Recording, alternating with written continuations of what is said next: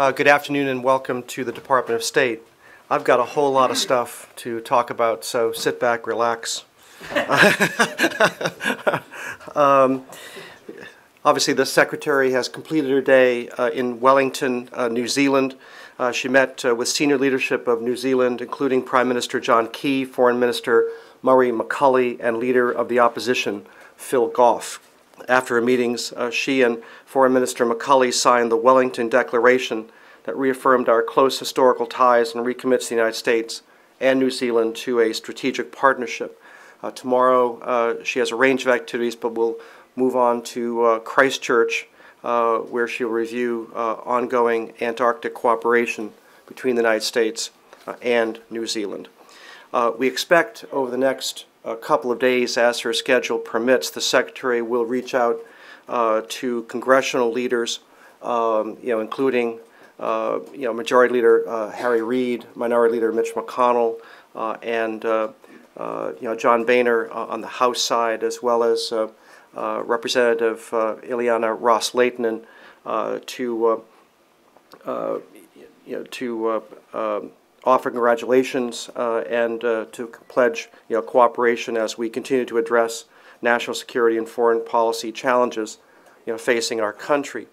Obviously, on a range of issues, from ongoing support for operations in Iraq, Afghanistan, Pakistan, other issues, non-proliferation, and so forth, we will need sustained congressional support to succeed. In particular, as she talks to her former Senate colleagues, I think she'll also reach out to incoming Senator-elect Mark Kirk as well. She will stress the importance of ratification of the New START Treaty during the upcoming lame duck session. The treaty was reported to the Senate floor on a strong 14-4 bipartisan vote. Leaders from across the political spectrum, including former Secretaries of State and Defense from both Republican and Democratic administrations, as well as our entire military leadership, including 7 former commanders of the United States Strategic Command, have all endorsed this treaty. And we've had excellent discussions with a broad range of senators in recent weeks, and we'll continue to work with our Senate colleagues to ensure timely ratification. We continue to be focused on hurricane or tropical storm Tomas. The storm, whether at tropical or hurricane force, is expected to hit Haiti either late tonight or early tomorrow morning. We have worked closely with the Haitian government and our international partners in anticipation of the storms. Not only will the strong winds challenge the Haitian people, but also significant danger from the expected heavy rains, mudslides, and flooding. Years of deforestation in Haiti, add significantly to the danger. In and around Port-au-Prince, obviously, where the earthquake damage last January was most significant, there are 400 shelters available in and around Port-au-Prince, and these shelters can accommodate close to 1 million people. And we've been encouraging the people of Haiti to move to those shelters if they're able, in anticipation of the storm. If there is a silver lining here, and it's a very small one, the storm is tracking west of Haiti, but clearly the island will still be significantly affected. But we have significant capacity on the ground helping Haiti now, and additional resources are standing by. As we've mentioned the last couple of days, the Iwo Jima is hovering and prepared to assist in the storm's aftermath. And since January, Haiti's disaster response capability, has improved, and the Haitian government, is taking aggressive action. In the aftermath of the storm, we expect a great deal of our effort will center around water and public health. We will have an aggressive effort to monitor, public health and hygiene, and be alert for any additional outbreak of cholera. But we also have significant resources that have been pre-positioned, and we're prepared as necessary to move additional assistance, to Haiti. Nearby, obviously, Tomas has affected the islands of St. Lucia, St. Vincent, and others. Our embassy in Bridgetown has declared a disaster there and is providing $50,000, which is the under the ambassador's authority, and is being provided to each country to help with local procurement of emergency relief supplies. Staying in the region, we can confirm the deaths in Mexico of 2 additional U.S. citizen students who were shot in Ciudad Juarez on November 2nd. This brings to the total of 6 over the past week who have been fatally shot, and also brings to 84 the number of Americans killed thus far this year in the state of Chihuahua. But this underscores again the existing travel warning that we have for Mexico and for this particular region. But we continue to cooperate fully with Mexican authorities, and of course, with these latest 2 deaths, we offer our deepest condolences to the families of the victims. At this point, no, but the investigation is underway. Turning to Europe, the United States welcomes the visit of Serbian President Tadic to the city of Vukovar and his meetings with Croatian President Josipovic and Prime Minister Kosor. The visit demonstrates the continuing efforts of Croatia and Serbia to strengthen bilateral relations and to address the legacy of the tragic events following the breakup of the former Yugoslavia. We commend Serbian and Croatian leaders for advancing reconciliation and look forward to a common future in the European Union with regional relations that benefit all. Turning to Sudan, Scott Gration is in Khartoum today, where he continued to consult with the parties.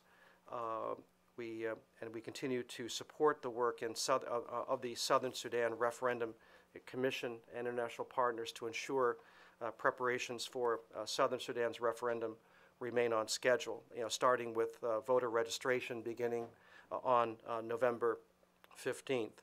Over the last few days, the United States government and the United Nations have delivered referendum materials to Sudanese officials in Juba on Friday and in Khartoum on Saturday, and they are now being distributed to the referendum centers, and training and hiring of referendum workers has already begun.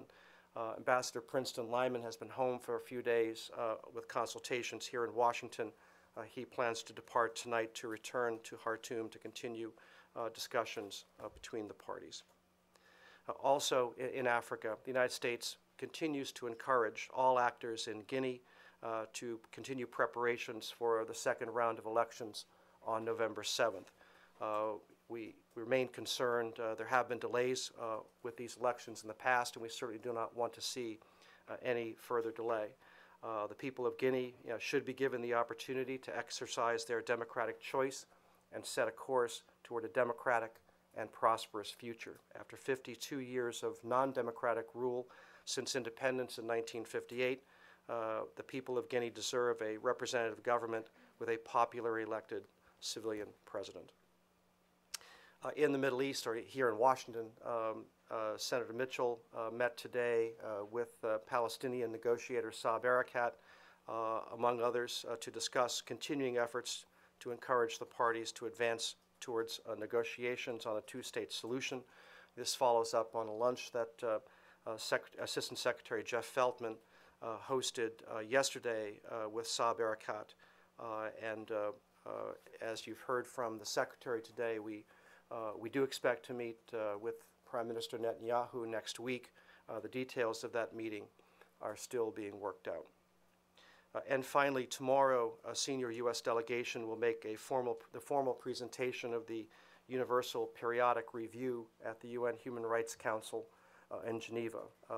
Presenting the United States report will be Assistant Secretary Esther Brimmer, Legal Advisor Harold Koh, and Assistant Secretary for Democracy, Human Rights, and Labor, Michael Posner. And the U.S. report covers the nation's human rights record on such important freedoms as freedom of speech, association, and belief. It examines a range of challenges, including discrimination and topics related to civil liberties in the context of our national security, and it was developed in consultation with a host of U.S. civil society actors and organizations. Follow up on that real quick. Sure. Is the U.S. worried, to borrow the president's term, that it might get a shellacking tomorrow when it appears before the... I'm sorry, what? That the is the U.S. worried that it might get a shellacking in the president's term when it appears Not at before all. the council tomorrow? The report has been out since late August, and it does highlight, some areas where there is an ongoing debate in this country about certain areas. But the report, on balance, underscores that we have a human rights record in this country that is second to none. We present the report proudly, and we'll be happy to defend it if anyone has any questions. This is about human rights in the United States. It's about human rights in the United States, and this is part of what we're trying to do. Obviously, the Human Rights Council has encouraged every state that is a member of the United Nations to make a report, an assessment on the human rights situation in each respective country. This is our turn to present our report. We took our obligations seriously, and we'll demonstrate that the process that we had, scheduling a range of sessions around the country with people interested in the human rights environment in this country. We believe that this shows to the rest of the world a transparent, open process through which there can be a genuine debate, as there is in this country, in other countries, about issues of human rights concern. Yep. So can you just walk us through what State Department now has down there in the way of aid? There's 20 DART team members, right? An additional 9 because of the specific upcoming. Is that right? Let's see. I meant to bring down a more detailed record, and I forgot to put it in my book. How about then? Can you talk? We have a fact sheet. There's been one report so far of some locals who were in a camp that aid workers were trying to move them in advance of some flooding in the area. The locals apparently got very upset. They started a bit of a riot. What kind of security still exists there in the State Department, or are you aware of any additional security that might be going in beyond what MONUSCO? No, but I think that you have in Haiti, just as you have in the United States, there are some people in advance of a storm that move and evacuate, and there are some people, for a variety of reasons, who choose not to. I think this is just a human phenomenon. But Haitian government officials have been going out to the various camps. They have encouraged aggressively people to find shelter, either in government shelters or with friends and family. But we recognize that for a variety of reasons, there are people in some camps who have chosen not to move. So are there any security concerns at this point that after, in advance of the storm or right after, there may be a need for additional security presence in the U.S. or other nations? We do have, there's security in Haiti, both the Haitian National Police, supported by MINUSTA. I don't know that we are playing a significant role on the security front at this point. We know that there will be, significant demands, in the immediate aftermath of the storm. We've pre-positioned, supplies. We have significant capability already on the ground in Haiti. We have the Iwo Jima standing by. But obviously, in these kinds of situations, this will obviously place great stress on the people of Haiti. We know that, particularly with flooding and mudslides, there's going to be a loss of life. That's inevitable. But we will be prepared to do everything that we can to meet the immediate needs of the Haitian people. New topic? Sure. The Secretary, in her remarks today, she seems confident that the negotiations between the Israelis and the Palestinians may resume. And she's saying this after Mr. Erekat visit today, and the Israeli chief negotiator was here last week. Is there any agreement or an understanding you can tell us about? Samir, I think that if we reach a point where both sides agree to re-enter direct negotiations, we'll be the first to let you know. I mean, we're working through it, but this is still a work in progress. Different subject? Yeah. Yesterday, the State Department designated Jundullah as a terrorist group, the Jundullah in Iran. I was wondering if this designation had anything to do with the Iranian government's accusations that the CIA has been backing this group. Well, first of all, let me specifically address that accusation. It's false. The United States does not support terrorism, did not have any relationship with Jundullah, has provided Jundullah with no support. We designated Jundullah for a simple reason. It met the criteria under U.S. law to be designated as a foreign terrorist organization. It has engaged in terrorism. It does represent a threat to the United States and to our interests in an important region of the world. There are reports that the U.S. and U.K. governments pressured YouTube to remove some videos posted by Anwar al-Awlaki. I was curious. I'm not aware of any discussions we had with YouTube on that.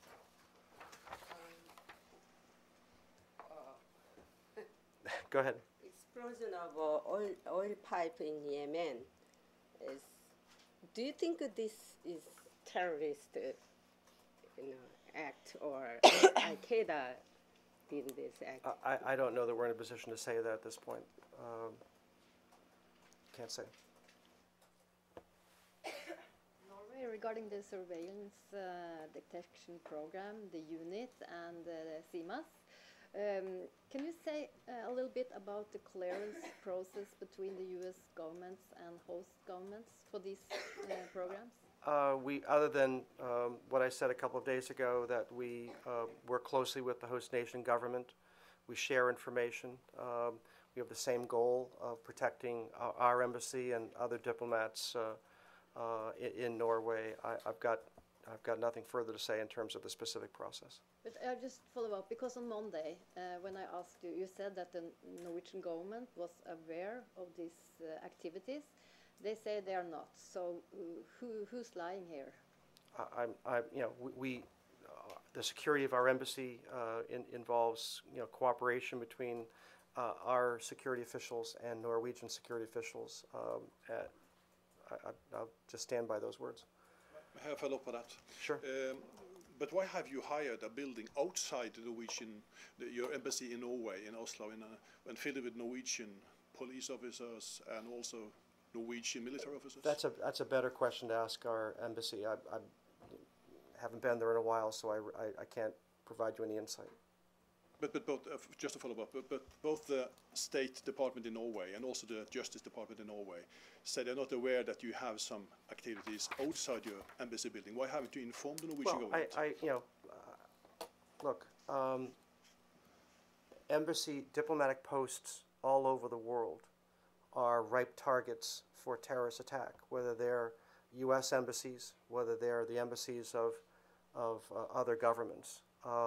It is right and proper that we would take appropriate steps to protect our diplomatic posts anywhere around the world, and we would expect any government to do the same, whether it's somewhere overseas or here in the United States. So we have a program where we look carefully to evaluate if we believe our embassy is under observation and potentially under threat. We share that information across the United States government, but as appropriate, we share that information with our host government partners. The essence of addressing this challenge, which confronts the United States and other countries in the West, is the very kind of intelligence cooperation and law enforcement cooperation that has been a hallmark of our alliances for a number of years. So how much the host nation government knows about specific activities, I can't say, but everything that we do is fully consistent with our security arrangements that we have with any host nation government anywhere in the world, including Norway. Can I follow up? Is there written agreements about this? I can't say.